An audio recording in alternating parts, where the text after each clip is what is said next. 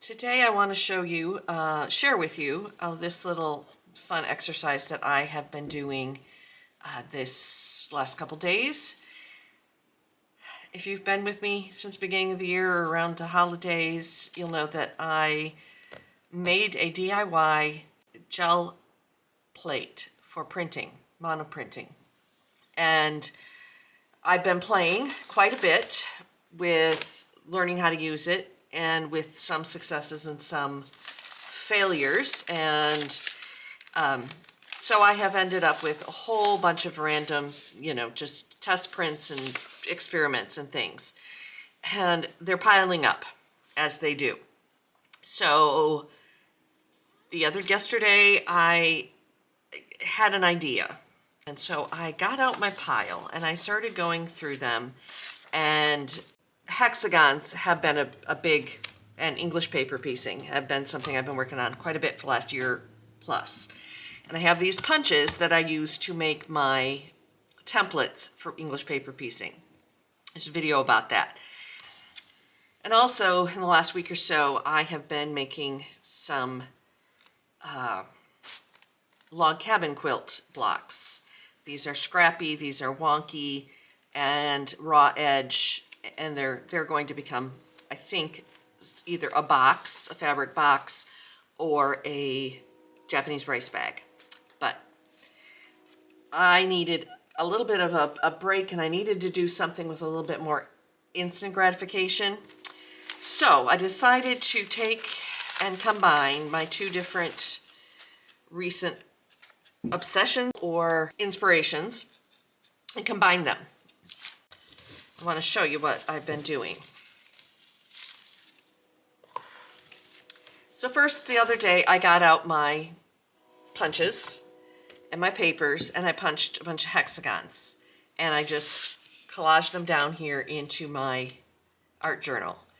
And that was a lot of fun. I want to explore this a little bit more. I think I'm going to paint some backgrounds, and this is my art journal, my experimentational journal and things. So that was my first attempt. I like it. It needs some additions.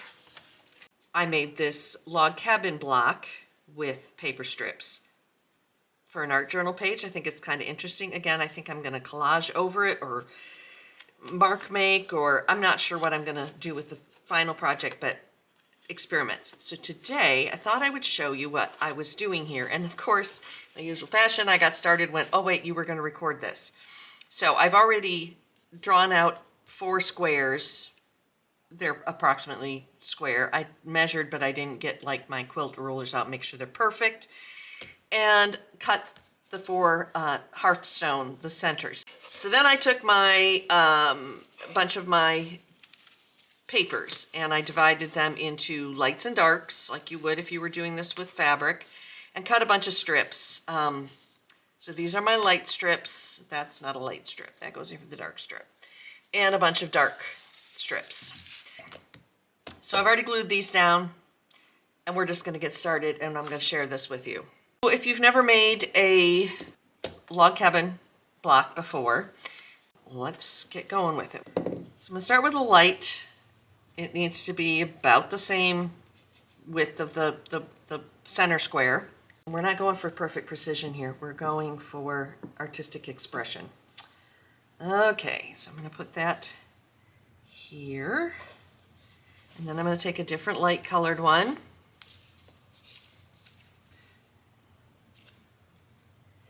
Again, there. I'm just using glue stick. We're not getting fancy here.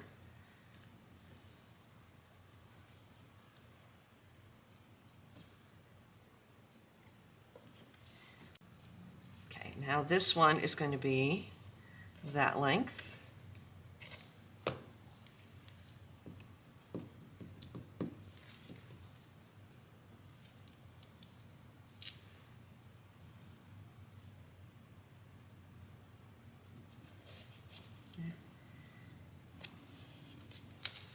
And another dark that's different.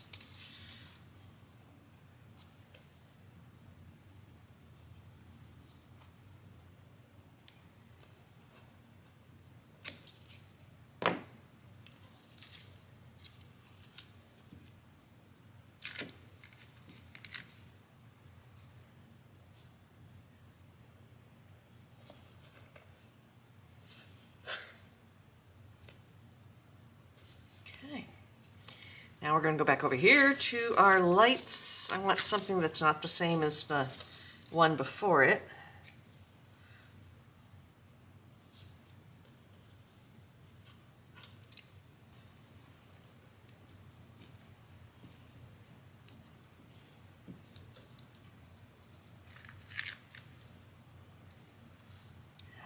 Stuck.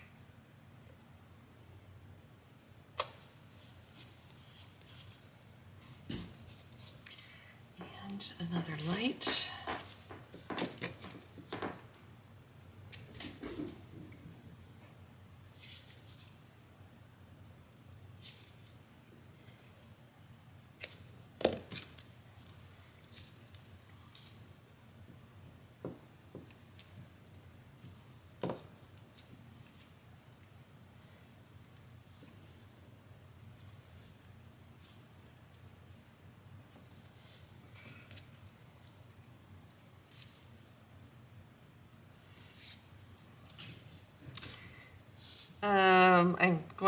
I'm already sensing what one of my problems is going to be, and maybe I should have done this differently. That's the whole point in playing and figuring things out, I guess, is that when these get to the center, because they're not precisely measured, you know, they might not be exactly the size that I need to fill it, but I'll figure that out when I get to it.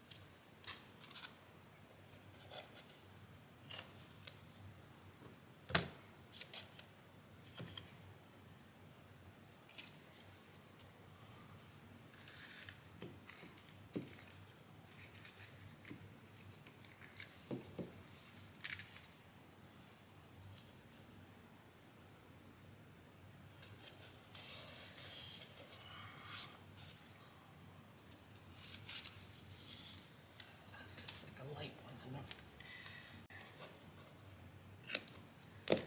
Whew.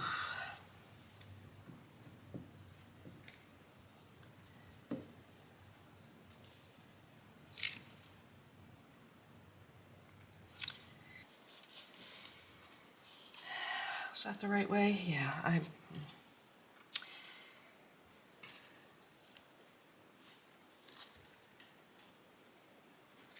Okay, so I lined that one up with that pencil line.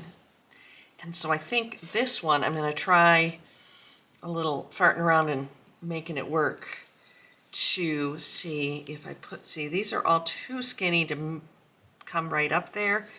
So this is one that I can maybe trim.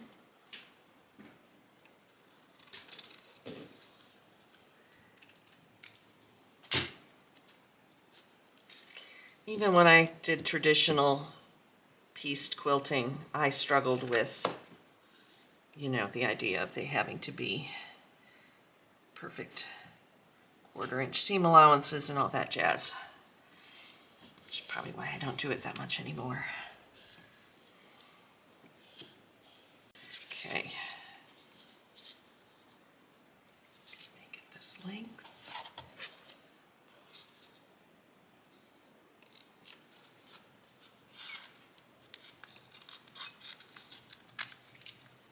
And do the same thing there.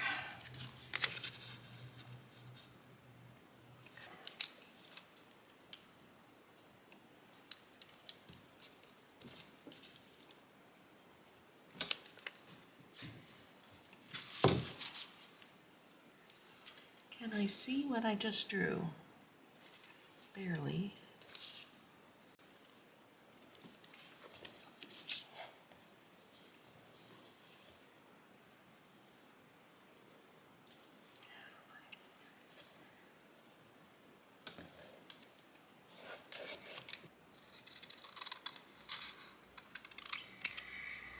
So how's everybody else's mental health doing right now? Mine's been a challenge for me the last few days. So how are you coping? This is one of the ways I'm coping. Excessive sugar consumption is a less healthy way that I have been coping. And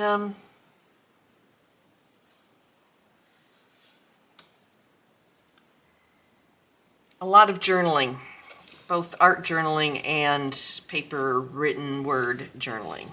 Okay, that square's done.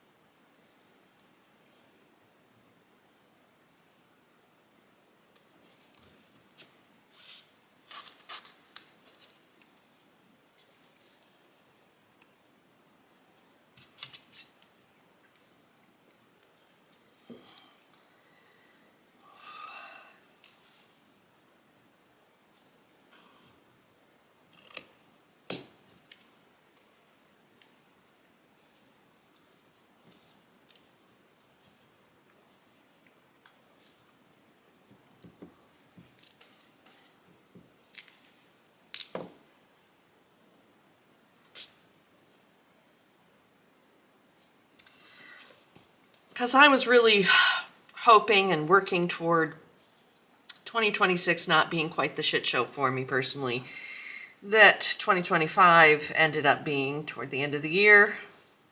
But what's the saying? Man makes plans and God laughs, or something like that. Yeah, I feel like the universe is getting a good chuckle out of me lately.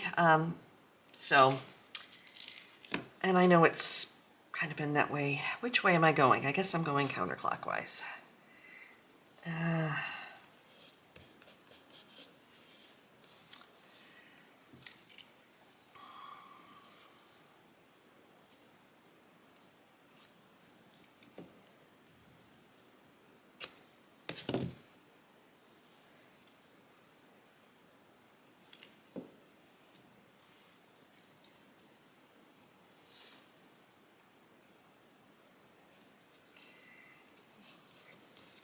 This is about clearing my head,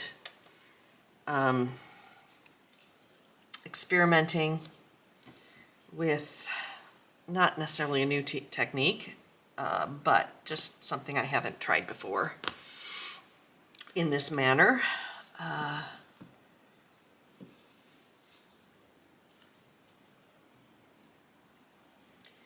Sometimes just a little bit of a change of routine, or I don't even know if it's routine, but because I'm doing this kind of backwards from, no, I don't think that's right. I went this way, this way, this way, this way. Okay, yeah, now I need to go down this way.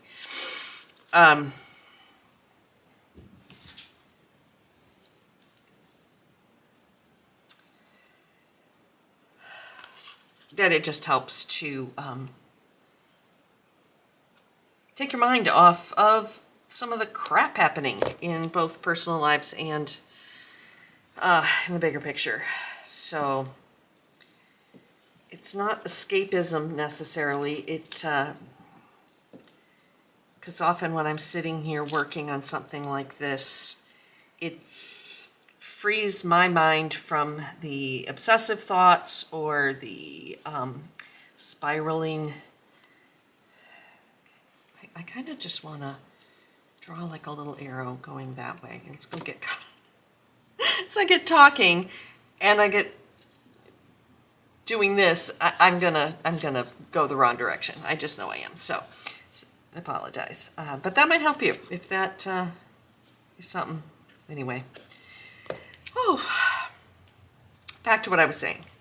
Yeah, just you know, I've spent a lot of time the last couple days making those coiled baskets, which is a couple videos back.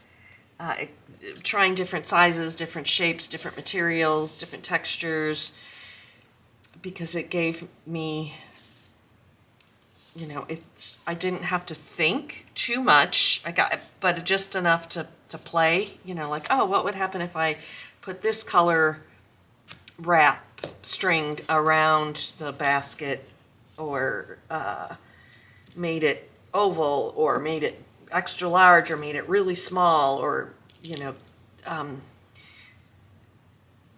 I made an entire little basket from cutting a old t-shirt into the strips and then wrapping fabric from a romper that I used to wear the daylights out of, but it had gotten raggedy looking, and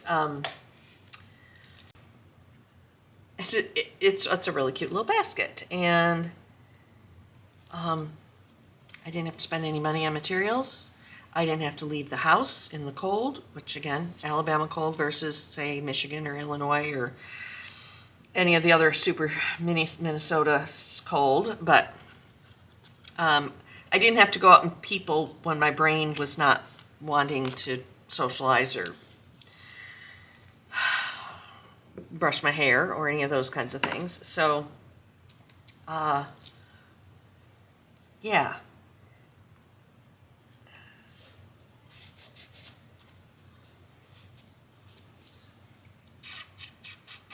Dark. Is this one dark enough to be considered dark? It is. Now I have to consider when I start getting close to the one next to it that I don't have the same colors right next to each other, but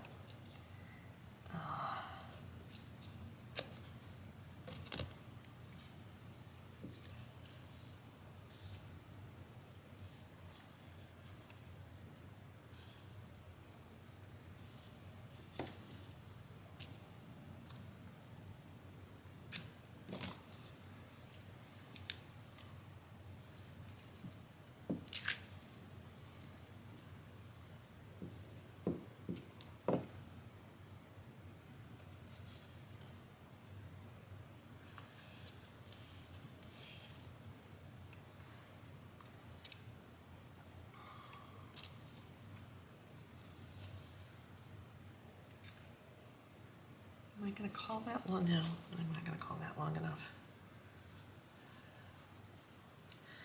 Is this one where I should put a wider? Let's see.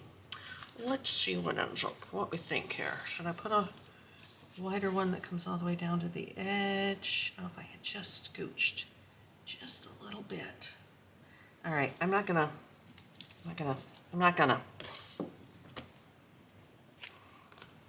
just gonna put it there, and the fact that it doesn't come to the end doesn't matter. Oops, scooch down, scooch down, scooch down. I do kind of want that end to meet up. There we go. Where's that dark green? Okay, but now let's see if I put, it's not going to, it's going to leave a gap, isn't it? It's going to leave, is it going to leave too much of a gap? I don't think it's going to leave too much of a gap that can't be filled with a little marker or something. If I had just made that one a little longer, it really wouldn't matter, but I didn't. So always fill it in with some paint or marker or something.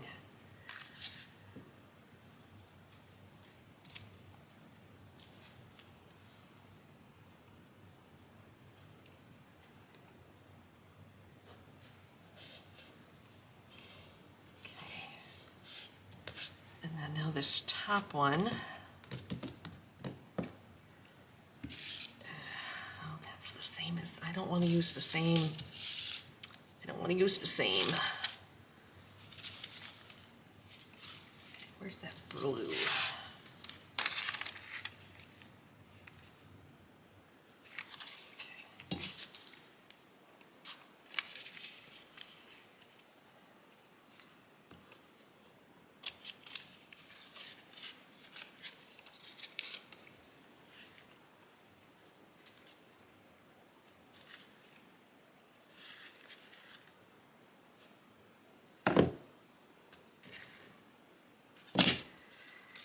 I'm overthinking, aren't I? I am.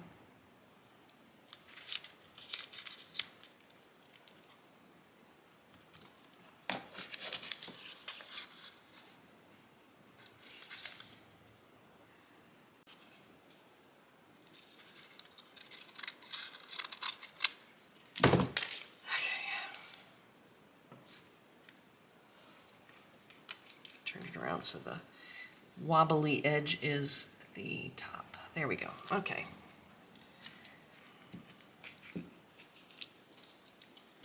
Thanks. Too much glue.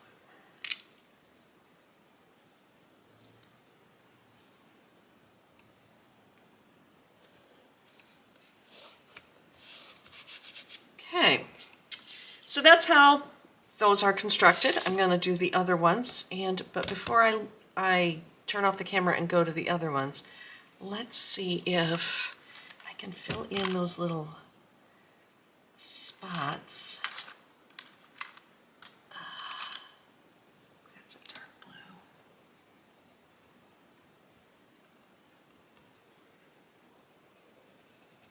Where's a dark green?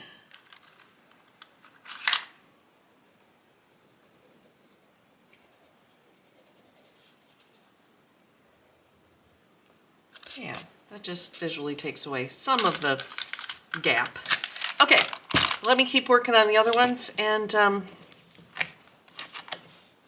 come back. Okay, here we are.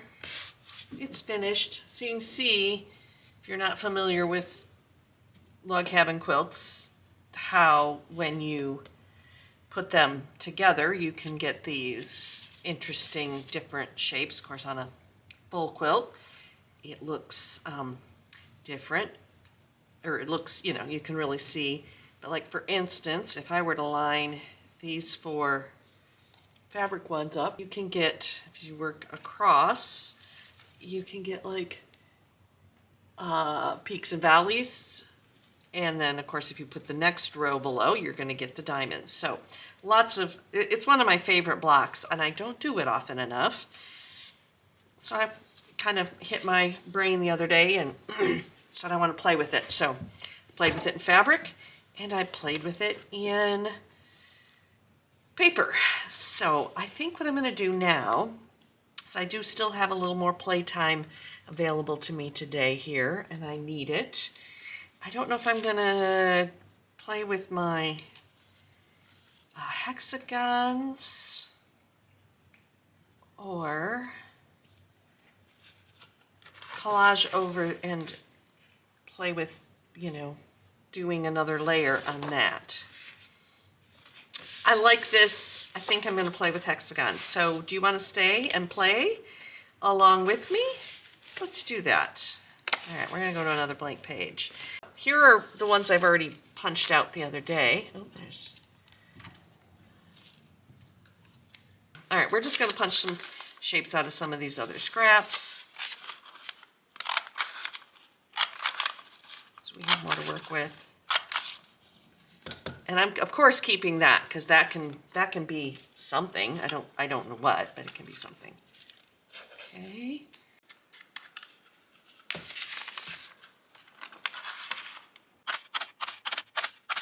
Okay, that's enough to get started. I don't really have any ideas in mind for what I want to do. I kind of just want to cover, kind of like I did for the background of my sunflower quilt.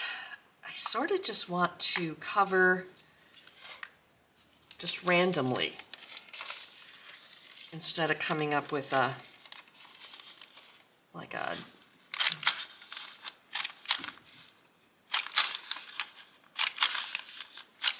design. And then I can cover over it. Ooh, that's an ugly one. But sometimes the ugly ones surprise you when you chop them into smaller bits. So let's do that with this one.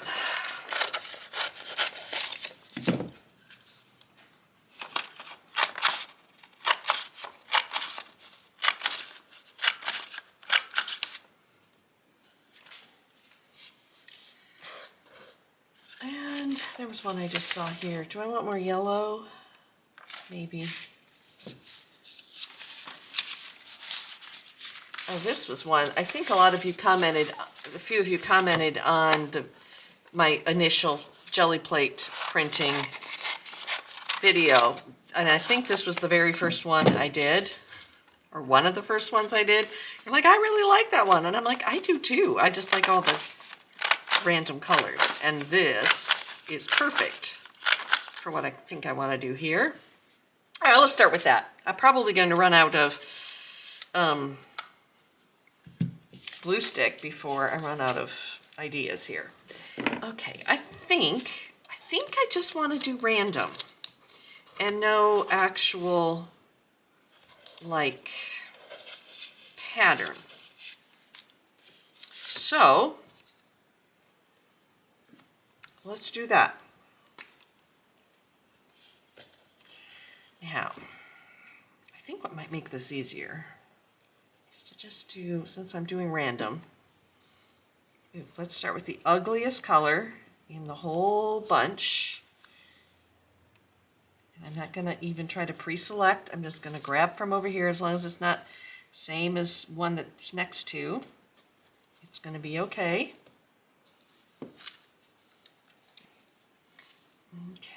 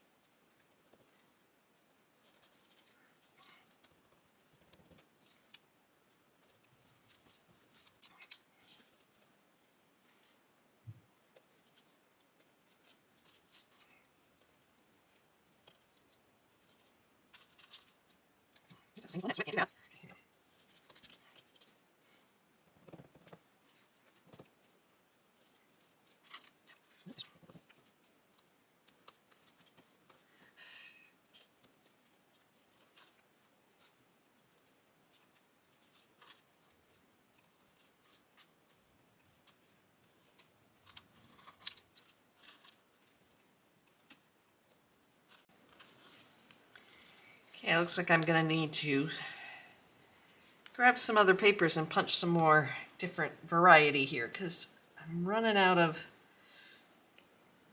options to stay random. So I went back to this page to try another technique that I saw recently, and that was to take the ones that are printed on the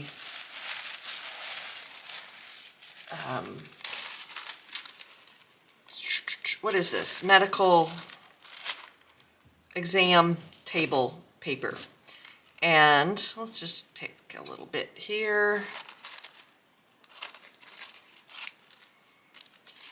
And if you wet it first and then glue it down with matte medium, it makes it transparent. So that's what I'm trying. Let's see how it works. I've done a couple. I've got my little spray bottle and I'm just spraying over here to the side. Because I didn't really like this one anyway, so if I ruin it, I'm not going to ruin it. It can't be ruined. If you don't already like it, it can't be ruined. That's my bit of advice, I guess. And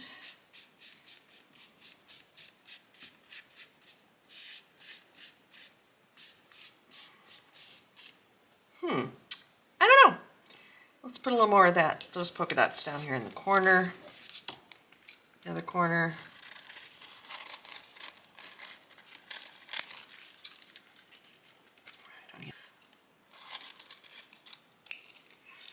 Let's see. Somewhere down here. Probably should have tested it first, but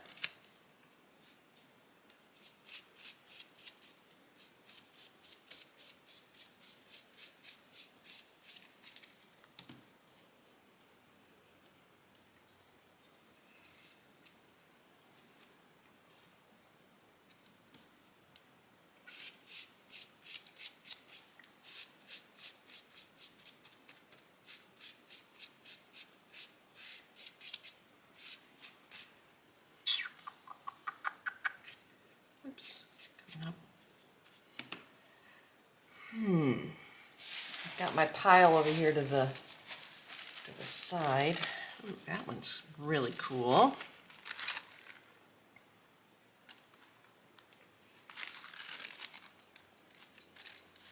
If I tear it.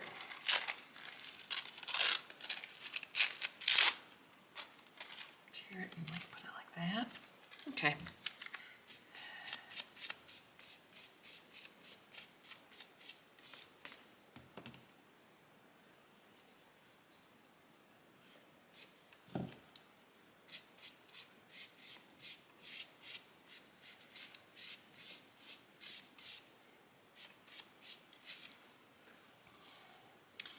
I feel like, because the one that I glued here had a big white flower, and I feel like it's still left too much white negative space. What can go in there?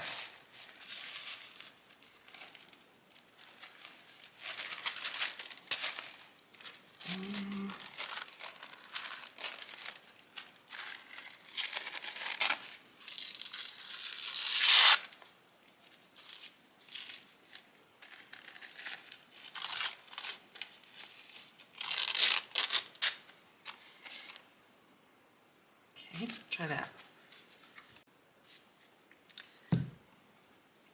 But if this works here in this book, then the next, maybe one of the next times, I'll try it on like a board or a canvas. Let's see what that does.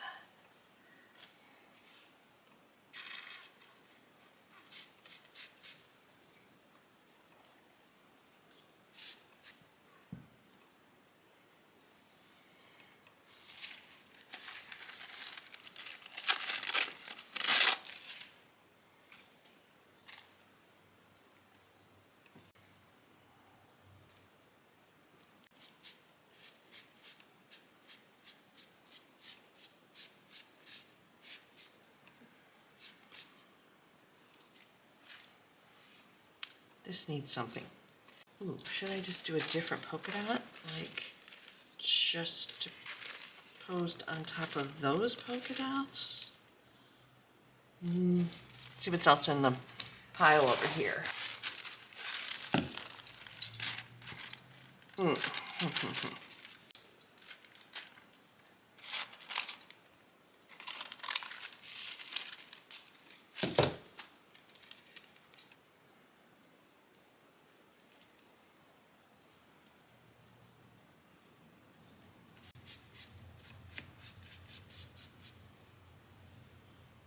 Something up there.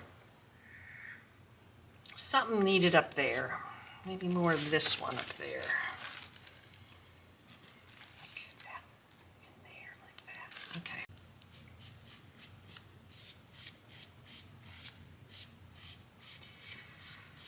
Okay, it might be best to just let this dry.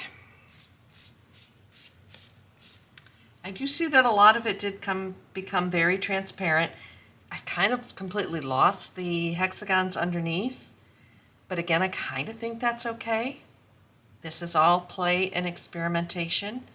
Maybe once it's dry, there will be enough, you know, I can go over it again with paint pens or pastels or just acrylic paint or something to make it cohesive. But I just kind of wanted to see what the different layers, what the different, ooh, I really like what's happening up here. If it stays transparent, you know, what the different things would do.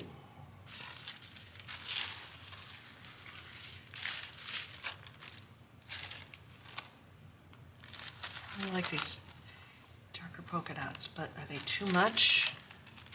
I don't know. They're just like these three, or that's too much.